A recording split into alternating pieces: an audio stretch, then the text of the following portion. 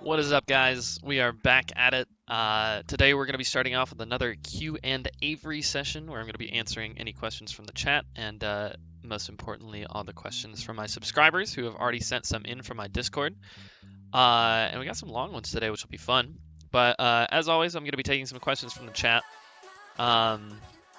Feel free to let me know if the music is a little bit too loud or anything. I want to make sure that you guys are able to hear me because obviously that's the point of the whole segment. Other than that, I will probably be capping the amount of questions that I'm taking at like probably 15 questions. It kind of depends on like how deep into these questions that we go, but regardless, I think we should be answering some good questions here.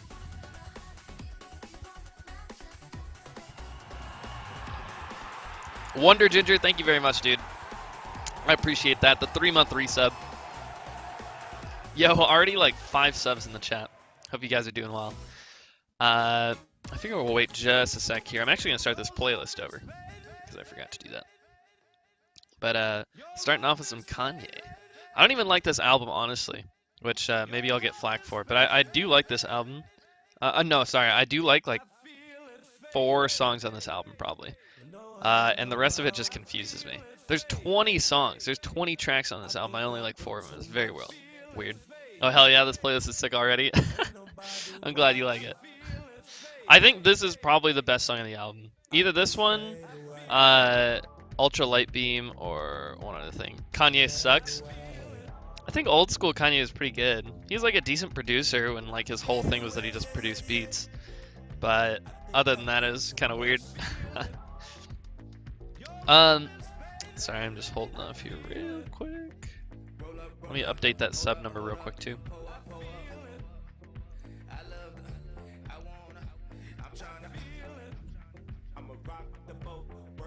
Old school Kanye was a decent producer, yeah.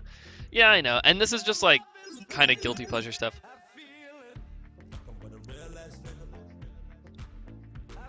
Graduation, Kanye's God. I don't know after that. Yeah, I don't blame you. Okay, so we can start with the Q and Avery. So, first question, like I said, we have some longer questions here, but I'm down to read them. First question, I feel like it's very common to struggle against Puff at lower to mid-level. What do you think are the biggest mistakes Falco players make against Puffs, and what are some of the kill setups that you favor towards when kill off the top isn't available? First of all, I would agree that I think that Puff gives a lot of lower and mid-level Falcos trouble, but I don't think that has to do anything with the characters, and I also think that like low and mid-level strategy can still work against Puff. You just have to slightly adjust your game plan, which some people have a harder time doing. Also, the matchup is kind of all about patience. So newer players sometimes just don't have that patience built in because they just want to fight. They're playing a fighting game, they want to fight. But that is not all that Melee is about. You have to be patient, bait the other person in. There's conditioning involved, slow kill setups, your 2-piece combos, up tilt, back air, reset, shoot some lasers. And you said, what are some of the kill setups that you favor towards when kill off the top isn't available?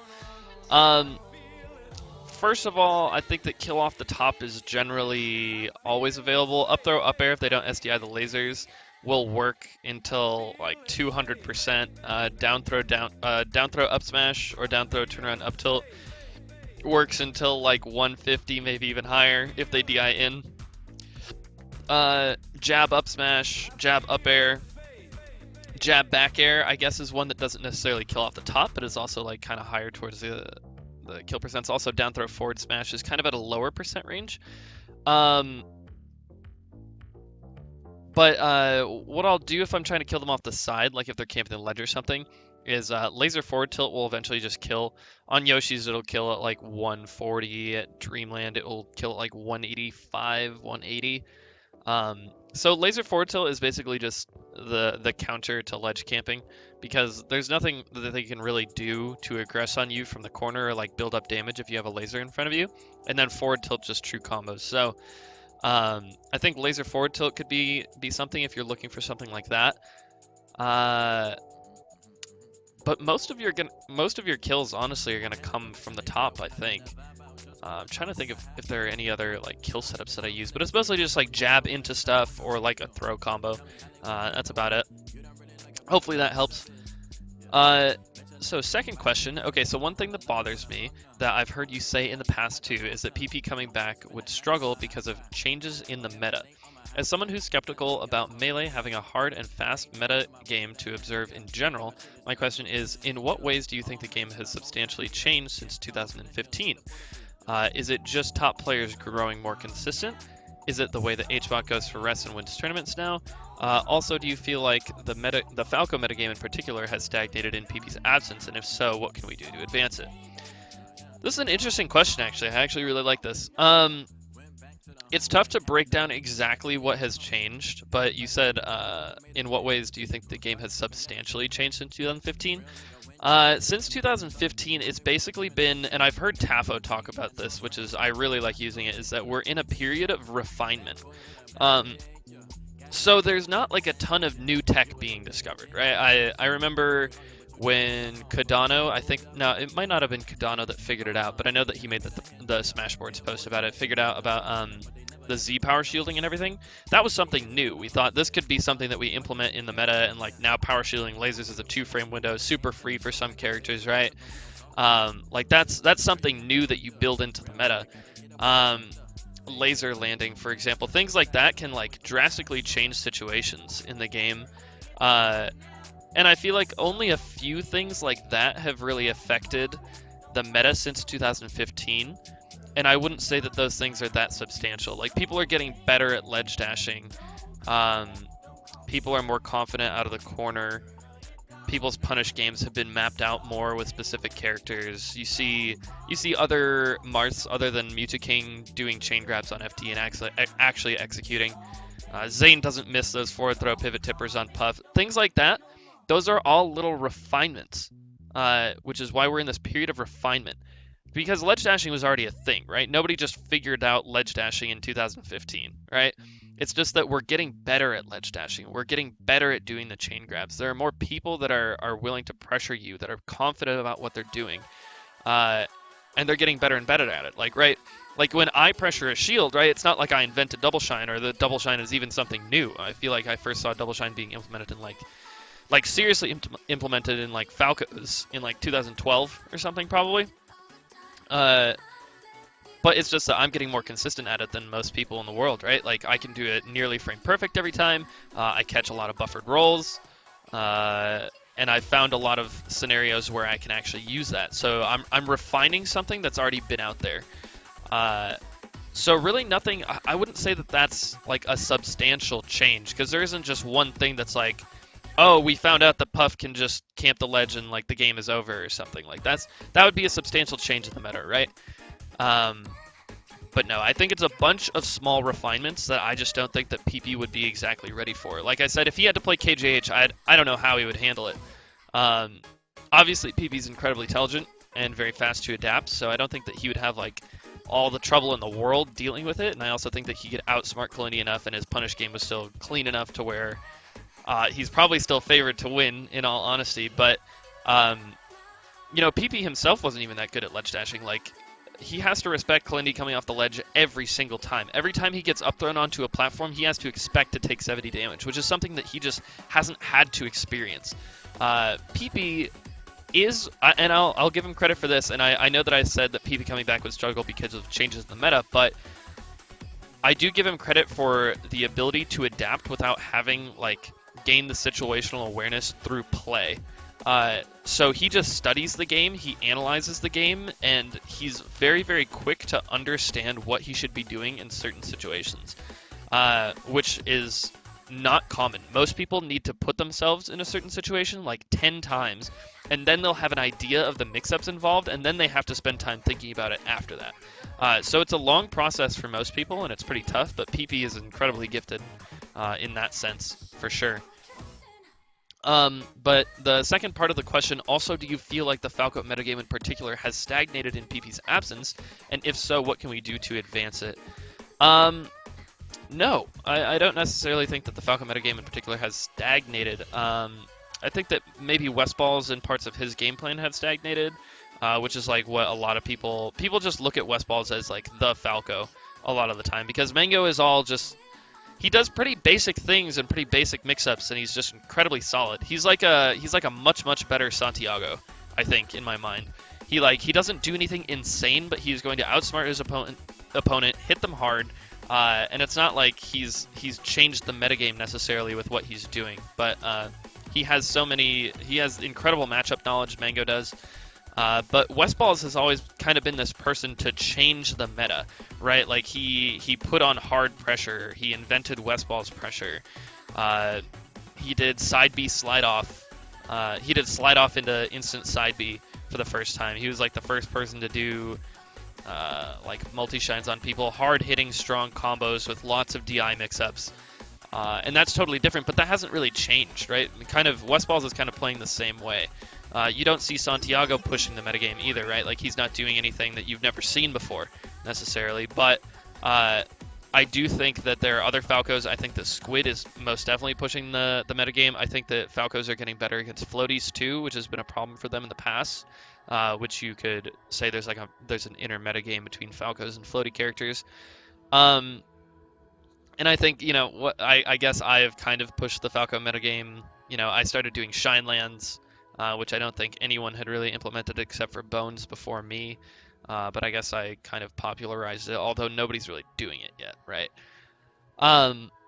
So like Shine Lands are a thing. I'm also doing a lot of reaction tech chasing stuff. Reaction tech chasing is like totally new, and that's like a huge thing that wasn't really around in PP's time.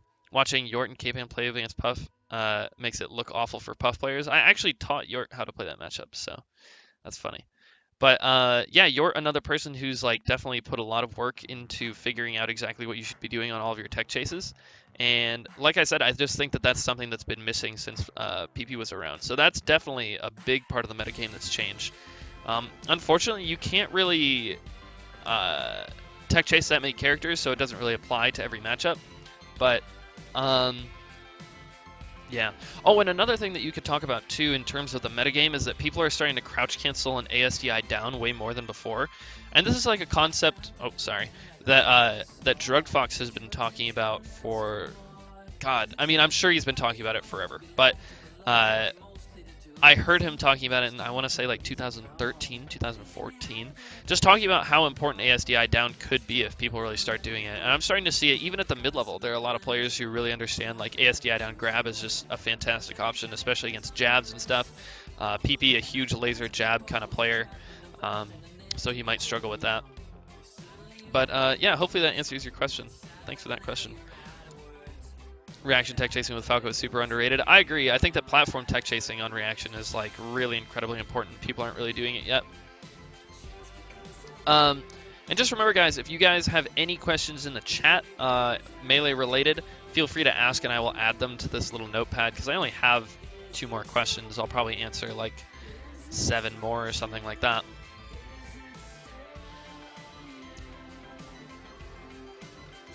What does ASDI down do?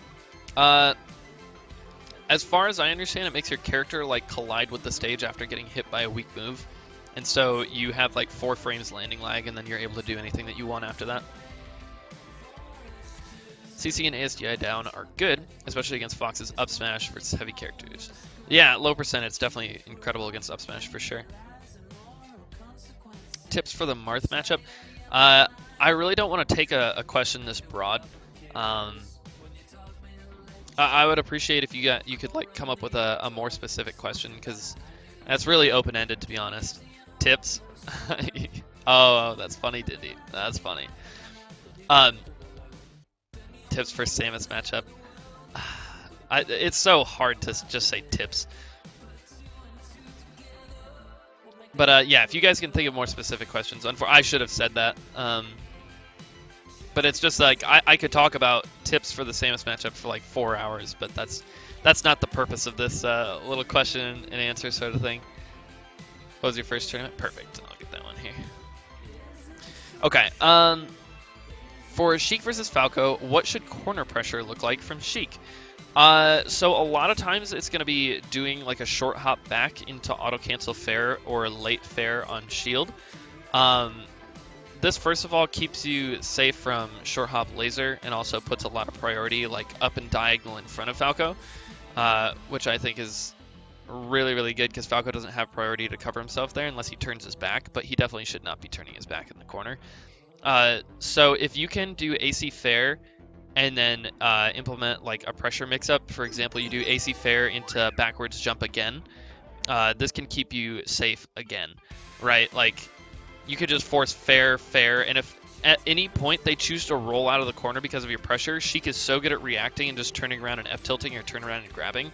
But I wouldn't do anything committal on shield. Like, don't do, unless you know that it's going to hit because of conditioning. Like, don't do, like, forward air into jab into F-tilt. Like, the F-tilt can get punished out of shield. It'll give him an opportunity to escape the corner. And what you want to do is keep him there no matter what and make sure that if he does something that does escape, you're able to react to it and at least keep position.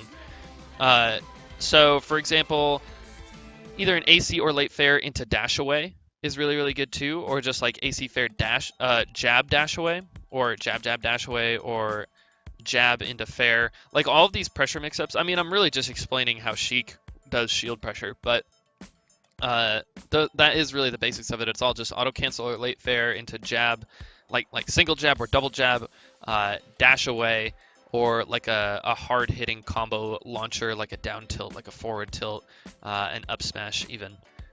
So those sorts of things are really good against Falco specifically. And like I said, he really doesn't have that much in front of him to cover that space.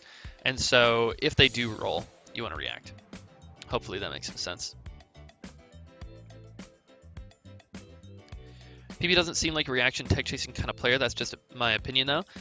So PP has talked about like what it is to do optimal punishes before, and it's all about like how much mental energy and execution you want to devote to your punish, and whether or not that he factors that into his risk reward.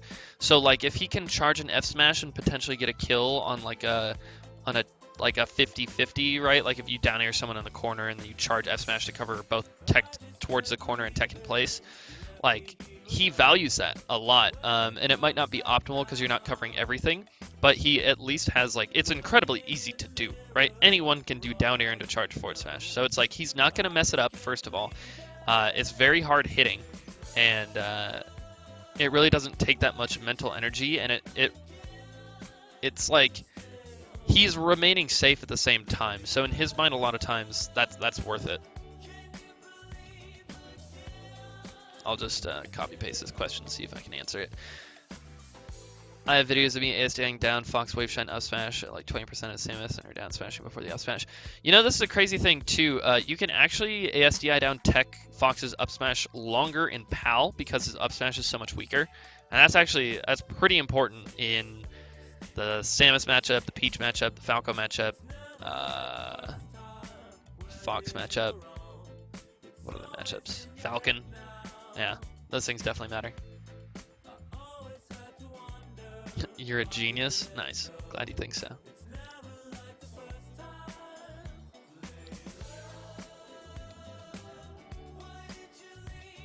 Okay. Alright, next question. Whenever I get a substantial lead against someone, like a stock or a stock and a half or more, I feel like I need to play more conservatively and camp them out with lasers and defensive options, but I feel like this just makes me play too predictable. Or maybe I'm just uncomfortable with the style or something, and it never seems to pan out, throwing my advantage away. Since you mentioned that you felt similarly after Game 3 with Lucky, do you feel like there's a way to like safely keep your foot on the gas when you have a lead, so to speak? It's really just thinking about it logically. Like you have to think if you're implementing a game plan that netted you a lead, there's no reason necessarily to hold back, because you can't be confident that these new mix-ups that you're throwing in with your lasering and camping and maybe using platforms a little bit more often, slowing the pace down, is actually going to work, because you don't have that data necessarily, right? Which was kind of my problem against Lucky. I was kind of forcing my way in pretty much the whole time. And then Game 3, I had a 3-stock to 1 lead, and I thought, you know what, if I play safely, I feel like there isn't a way I can throw this. And then I ended up killing myself, and then he ended up getting a Shine Spike immediately, and now we went back to playing head-to-head, and he just happened to outplay me. So he like saw the change of pace coming because, I mean, he's a top player. So it's really just thinking about it logically. Like it was probably bad on me. I just figured a 3-stock to 1 lead was large enough to where like I could do whatever I wanted and everything would have been fine. But some unfortunate circumstances happened. I don't know if I actually misplayed by doing that.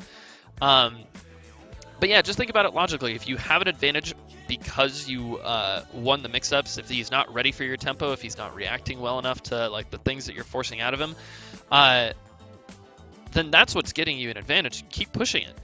And if it starts to not work, you can definitely change your pace.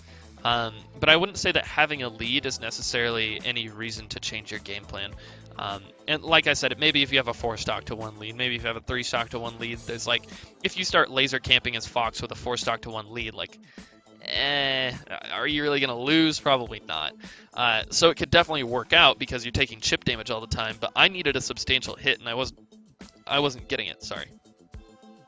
Hopefully that makes some sense. Another thing that KJH and I started doing actually is we would start, I think it was, would we do 3 stocks to 1 or 4 stocks to 3?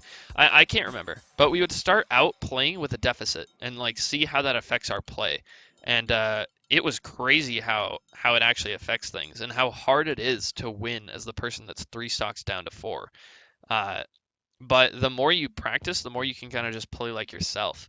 Hopefully that makes some sense. Happy to see you back. I took your name from my trainer in Pokemon Diamond. Nice, dude. That's awesome. Good to see you as well.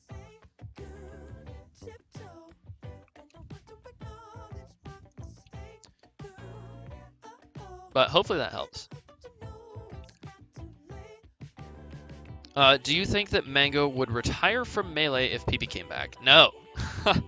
Interesting that you'd ask that. I feel like it would help Mango's motivation, to be honest. We'd have another Falco up at the top. I feel like Mango really likes beating PP. He likes playing against PP a lot. I think that PP also has the ability to beat anybody in the world, even with Falco or Marth, like Armada or Mutaking or Hungrybox, some of the more boring matchups for Mango to play. So if PP can take those people out, and then like let's say that winner semis is Leffen versus Plup and Mango versus PP, like that would hype up Melee a million times more than HBox versus whatever Fox and then Mango versus Armada. You know what I mean? So I really think that PP coming back would shake things up incredibly. I think it would be insane, actually, how things would change if he came back and if he was still a top 5 player. So just imagine the world. I'm ready to watch that top 8. Same here. Mango versus PP and fucking Leffen versus Plup or something, or change either of those 4 people. Mango versus Plup, which we've seen a million times, but they're always 6 sets, and PP versus Leffen. Maybe Leffen versus Mango, PP versus Plup. Oh my god, can you imagine? Oh my god, that top 8 would be sick, but I'm so bored of watching fucking, HBox versus Fox, and then Armada versus, someone that he's normally going to whoop until he played Plup and lost very badly. But yeah. I find myself playing less risk in the high-pressure situations I'm put into, and I don't know how to let myself go for something risky. For me, I always think, he who hesitates is lost, right? And so if you're in that zone where you're like, oh god, I'm kind of I can't, should I let myself go in for that certain thing that's risky? It's that is that moment that is going to make it so even if you jump in, it's not going to work out. You have to be confident no matter what, because in the end, Holiday, this is actually pretty dang important, is that you have to consider that no matter what you do, in the game, no matter what, even if it's a tempo change, if it's a pressure mix-up, no matter what you do, it can always lose. Always. There's nothing in this game that just covers 100% of things, and if the other person has control of their character, they can't beat you out. So you have to just accept the fact that you could lose this situation. You could get opened up, but you're going to go for it. And if you're playing confidently, this is what I tell myself in last stock situations. And my last stock is my clutches stock.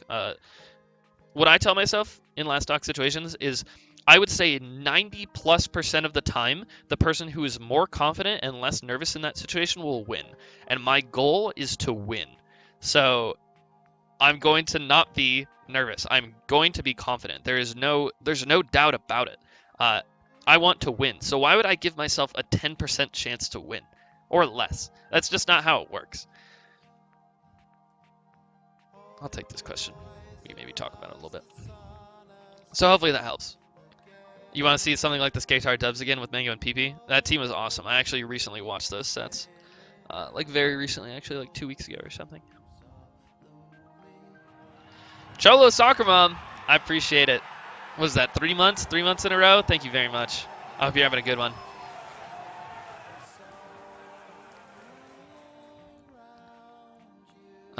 Let's see. Also, I have huge confidence issues. I always feel so uncomfortable in my abilities, even when I do well. That could be for like a bunch of different reasons, but hopefully kind of what I was talking about before helped that out a little bit.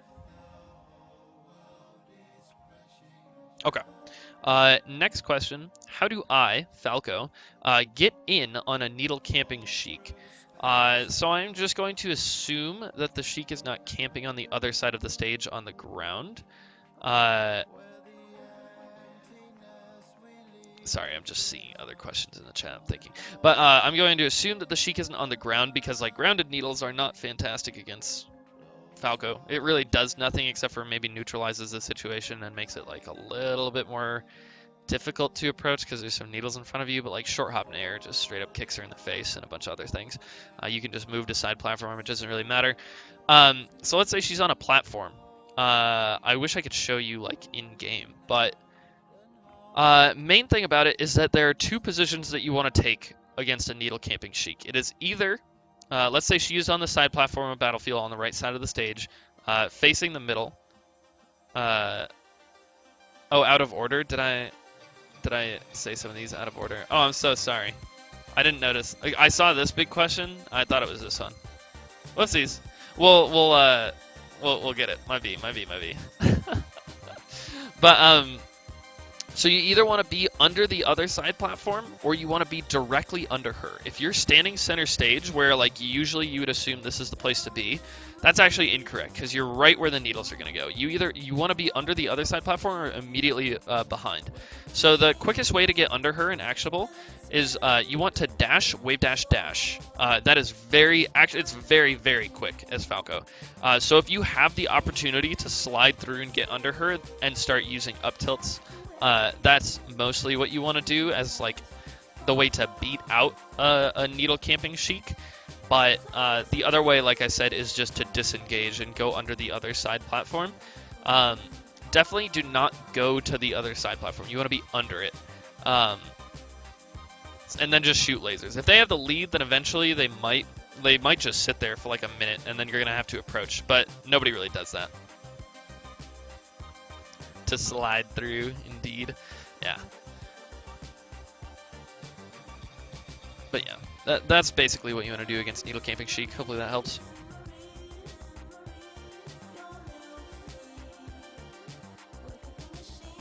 Okay. What was your first tournament? First question I can think of. My first tournament. So, backstory on me. I started playing the game competitively when I was 7 years old, and I learned advanced techniques when I was 8. And I did a lot of Smash Fests before I ever went to a tournament. I want to say like the first official tournament I went to was at this anime convention called JFAX at Grand Valley State University, which I think still happens. And I ended up winning it with my brother because it was just a bunch of idiots. Like my brother took first, I took second, and we won doubles. And I was 8 years old. And I could pillar combo, I could wave dash, I could L cancel, all that stuff. When I was 9 years old, I did have you guys ever seen the glitch where Ganondorf gets the 9,999 infinite glitch on the home run contest? I did that when I was 9. So like I could do stuff. And so yeah, my first tournament was probably at JFAX if I had to say one. Other than that, it might have been some weird house tournament. My first tournament with a professional at it was in East Lansing at a house tournament, and Dope was there. Ho Chi Minh Trail was there. People know him just as Trail now. And I think 1 or 2 other pros at the time. I can't recall who exactly was there though. I did pretty well there, but it was weird. It was a very weird vibe. Lots of people smoking marijuana as I was like 8 or 9. It was just like, can you guys be a little hospitable, like smoke outside or something? Or, I don't know. It was very weird. It was very much like a party or something, you know? But yeah.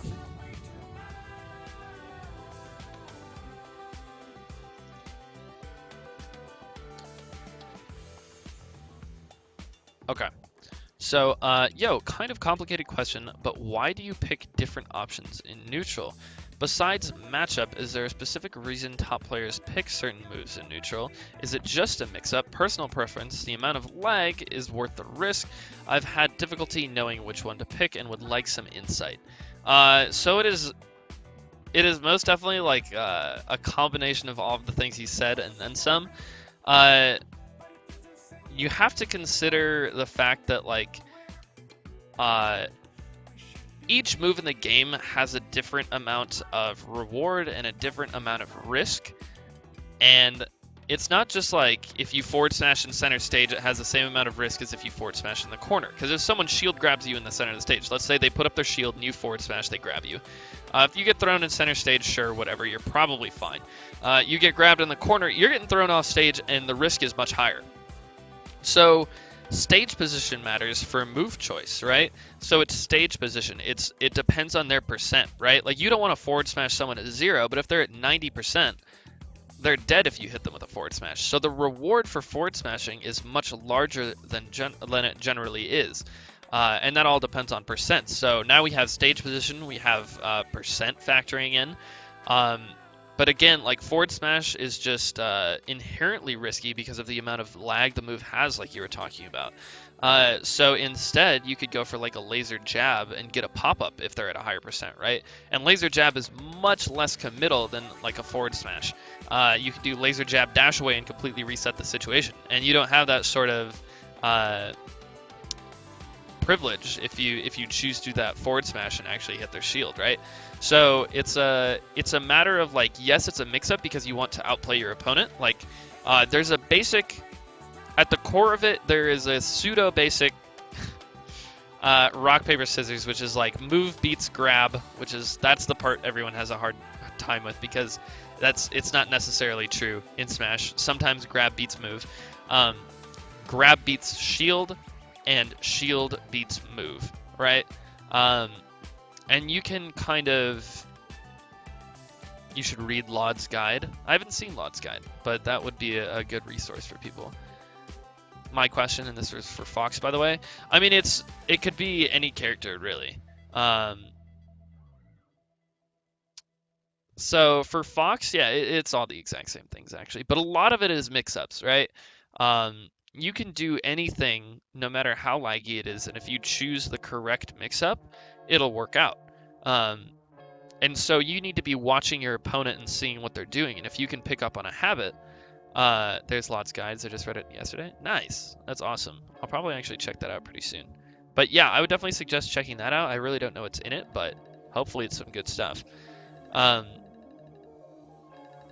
But yeah, if you can win the mix-up, then obviously like that's incredible. And that's a big part of the game. Like you have to read your opponent. So hopefully that makes some sense to you. That's all I can really say about it. Let's see, what else do we got? How do you practice dash dance control? It's a lot of like literally it's basically the stuff that you're saying, but a lot more detailed. Yeah, the thing is I can't go into like too much detail right now, you know what I mean? You destroyed Laud anyway. That's funny. I mean, he started adapting very hard against me, but yo, Nichidino, thank you very much, man. Went to another monthly the day after the tattoo. Why didn't I learn for the first time? Feels bad, man. Holy cow, dude. Another one? Why would you do that? I remember you telling me, you were like, I don't know if I should do it. And then you did it. You're like, oh, no, I shouldn't have done that. That's funny. No, Laud was counter-adapting to me very well. I 3-stocked him, and then I like 3-stocked him. And then he beat me on game 3 Game 4 it was like a 1-stock, and then Game 2 is a JV2 on Yoshi's. So like he was definitely adapting, but then I just punished actually really, really hard and played patiently Game 5. Also, Ginger, I beat Just Joe last weekend, so thanks for giving me the confidence there. I actually popped off. I looked at the results and saw that you did, and I was like, dude, Shabo told me that I was like, yeah, I don't think that he's good, and Shabo was like, yeah, I guess I'm just going to have to beat him next time. And then you did. I was so happy, dude. Did you beat Kaon after TRT lost to him? Yeah, I destroyed Kaon, dude. I don't know. Like, I don't even want to be mean to Kaon. I have nothing against Kaon, but, like, I was just confused. It didn't seem like he was trying to play the game. Like, he was just letting me hit him. I don't know. Whatever. Anyway. Okay, dash dance control. Sorry. So, to control your dash dance, the way I practice it is actually so simple. You go into the stage, you set up a computer, and if you have 20XX, you just let them stand there, and you just practice all the different iterations of your dash dance, long dash dances, short dash dances. You can wave dash in between them, try to do actions in between your dash dances, do jabs, cancel your dashes with crouches, right? It's all just basic movement, and you're just practicing it over and over again. And it's really just, that's how you gain control, is just getting more comfortable moving around. Because the more you practice that way, the more you're going to be able to implement it into a real game, right? The other part of it too, there are some ways you can kind of practice in a complicated way, like what PP will do, or at least what he did back in the day to practice his dash dance, is like he goes to Pokemon Stadium, and there are a lot of ground markings, right? There's that big Pokeball, there are like some lines on each sides of the stages, and he tries to dash dance a certain amount of time in between those like little marks. And what he'll also do is set up a metronome at different timings and dash dance to the metronome with different beats, right? And so he's able to dash dance exactly like that. The other thing that you could do is break down frame by frame exactly how long your dash dance is. Not long in terms of length necessarily, but long in terms of how many frames your dash lasts until you turn into run, until you enter run. Knowing that really helps me, because you know exactly how long you're able to dash dance around for, and how long you're able to change your dash. Because if you enter run, obviously if you try to turn around, you're just going to go into that like really slow turn. And so having complete control over that is really, really good. You've been using Frozen Stadium and dash dancing all the lines on the ground? Nice. That's very good. I remember I first heard about that when Tran, my old practice partner, told me about the PP post where he talked about that. I thought it was really cool. I don't do that too much.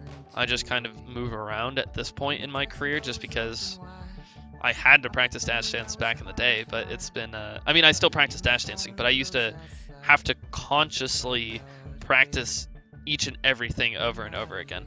Has one Freeze Stadium. You can do it on 20XX, or if you have 20XX TE, you can just press Y, I think it is, and when your cursor is blue, it will be Frozen Stadium.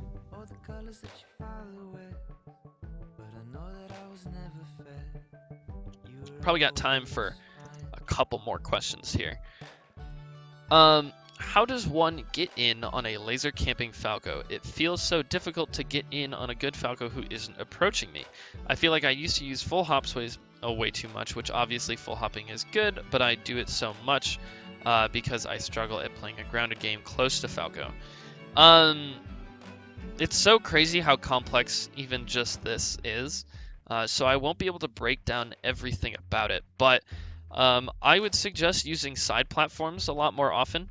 That isn't necessarily how to get in, but it does give you some different angles to approach from, and will also bait him closer to you, because it's going to be very hard for him to actually hit you coming from a side platform with a laser, or any move, to be honest. It makes it very committal. So using side platforms is really good to give you some new angles to approach from. If you're talking on FD, it's kind of a different story, but something that really helps is taking laser and dashing forward, which is a mix-up that I feel like isn't really in the meta yet. Certain players do it. Leffen does it, KJH does it. That's about it. But like only, I would say, a handful of foxes probably in the world are actually take laser dash forwarding. which can be really good to like every time you move forward, he's going to want to move back if his goal is to stay defensive, right? And maybe get out another laser or a zoning move in front of him. So the more space you can take, the less space he has. And the trade-off for this, 2%. Like, taking 2% really doesn't even matter. 3% at most. So you just have to know that, like, yeah, this hit stun sucks, but if you can get in on them, eventually you'll be able to running up smash or running shine, run up grab, run up down tilt, any of those things against a Falco who's just trying to camp lasers over in the corner. And any of those things, if you hit him in the corner, can actually kill him. Running shine, if you catch him in the air during a short hop laser, should literally actually just kill him, because it'll send him at an arc and he won't bounce off the stage, and he won't be able to double jump sweet spot the ledge, so he'll have to up B, and then you just shine him again. So intelligently taking space by taking laser and dashing forward is really, really good. Using top platform and falling through the side platforms is really helpful. Other than that, yeah, mixing up short hop approaches and full hop approaches is very solid. Do you think fleshing out all of these mix-up possibilities at close range with Falco would be beneficial, like writing them out? Yeah. Oh, yeah. I have them all in my head because I've thought about them so much. I know there is so many. I normally don't write anything down. That's not really my style. I have a great melee memory, so I don't normally have to write it down. But I've done it. I've done it all. I've thought about every single mix-up, the risk-reward involved in every single mix-up at every single spacing, and thought about it all. It very much matters, so I would suggest that you do that for sure. What was I going to say? Oh, so there's even a mix-up here. Like, if you do a short hop nair, your short hop nair will go over the lowest short hop height. Sorry, I'm like sitting back in my chair. Your short hop nair will go over the lowest short hop laser height, right? So that might mean that Falco wants to shoot a laser that is slightly higher than a lowest laser height, just to stop him approaching, or to stop an approach coming from Fox when he's doing a short hop, right? But short hop drill will still get stuffed by that same thing because you're extending your hurt box downwards with the drill. So that's not as an effective of an approach because it loses to more laser heights. Now, if he's shooting this laser slightly higher, a lot of times you can actually just dash immediately underneath him. And your options out of dash are generally like dash, grab, shine, down tilt, crouch, jab. Other than that, you don't have like a ton of mix-ups, but after the running shine, you can actually do like a running shine aerial. And that's like a really, really effective approach. If you want to see people do that effectively against Falco, I'd suggest watching Rick. Rick, that's generally his way to approach Falco.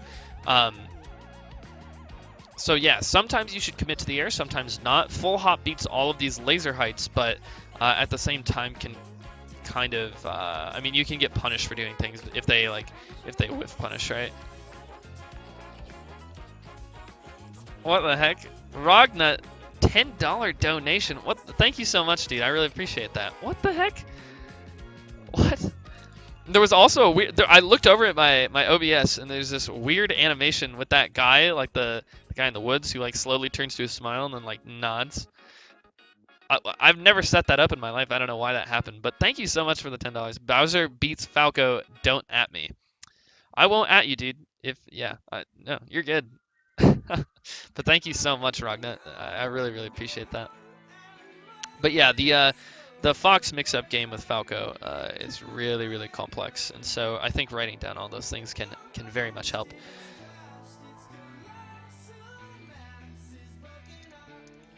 Okay. Next question. Hopefully that helps, Holiday.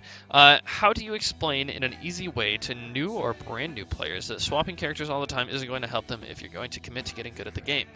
This is more for my friends since I tell them all the time, since they ask me how they could improve, and I tell them straight up, and they don't get triggered. The way I do it is just like time is a resource when you're considering practice, right, or in reference to practice. And so if you're splitting your time between characters, every character in the game is pretty incredibly different. And the more time you devote to a character, the better you're going to get at it. And so understanding the mix-ups involved in one character and learning all the matchups is really important. Because the game doesn't work like this. It doesn't work like you practice Falco, and now you have knowledge of all of the 25 matchups in the entire game, right? Or 26 because of the Ditto, right? So you have to practice all the matchups. You can't just practice your character. You have to think about the matchups. You have 26 different characters that you have to know how to beat in different ways. And so that takes time. Because first of all, you have to learn how to control your one character, and then you have to learn how to beat all of the other 26 characters.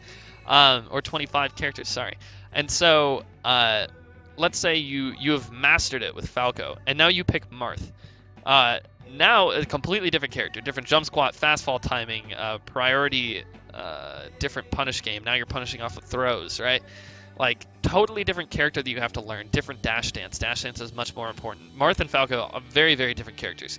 Let's say you master, or at least have a subconscious understanding of how to control Marth. Now you have to go out there and learn all 25 of the matchups, 26 of the matchups against all of the other 25 of the characters in the game. Every single matchup is going to take time. There's no way that you can actually have this amount of time unless you're some kind of incredible degen.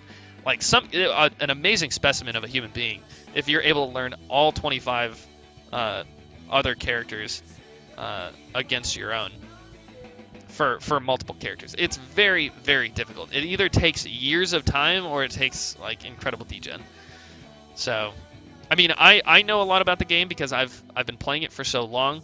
I've also just studied the game to an incredible amount, and I like messing around with other characters. But I wouldn't call myself an expert necessarily at every single matchup. Stuff takes time, man. I mean, I'm like a pretty good example of someone who's been playing forever, and also someone who is pretty degenerate. So that's the reason I know so much about the game. But new players and brand new players, like, that's not their goal. Their goal isn't to know things about the game. They just want to beat their friends a lot of the time, or they want to go to a tournament and not go 0-2. And like, the way to achieve their goals is not by swapping characters. It's to learn their character and learn their matchups that they're going to have to deal with. So hopefully that makes sense. Can Falco side B to ledge after getting up throw double shine by Fox to the ledge? Frank says you can, but I don't believe him. I don't know. Up throw double shine? If he gets hit by both shines, I would doubt it. Hi, MacD. How are you doing, McCain? Thanks a lot, man. No problem. Definitely no problem. Is there a way to DI Fox's double shine so that the second one doesn't hit you? Yes. Well, yeah.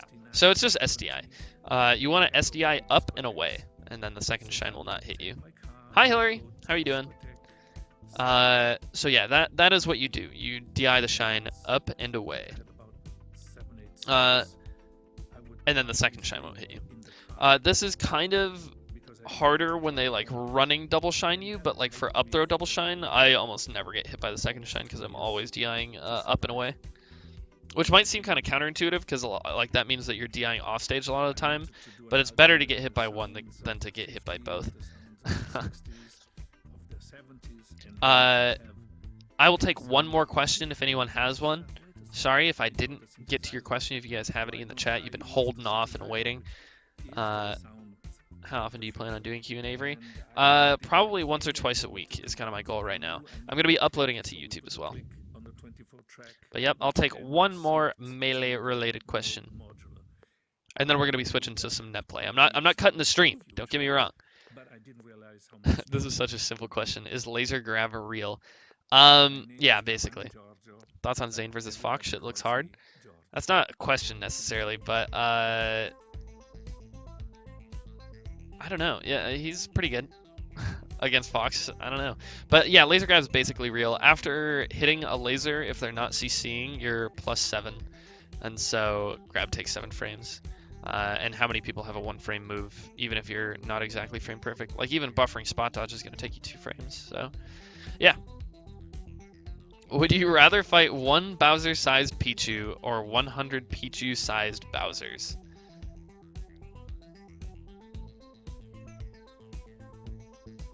Probably 100 Pichu-sized Bowsers. 100's a fucking lot of them, though.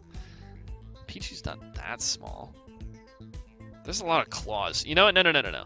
One Bowser-sized Pichu, for sure. Yep. Okay, so that is going to be it for Q and Avery. I appreciate all of you guys tuning in for that. I hope that I was able to answer your questions. I tried to the best of my ability. But yeah, I will catch you guys next time for Q and Avery. But we're going to switch over to some net play now.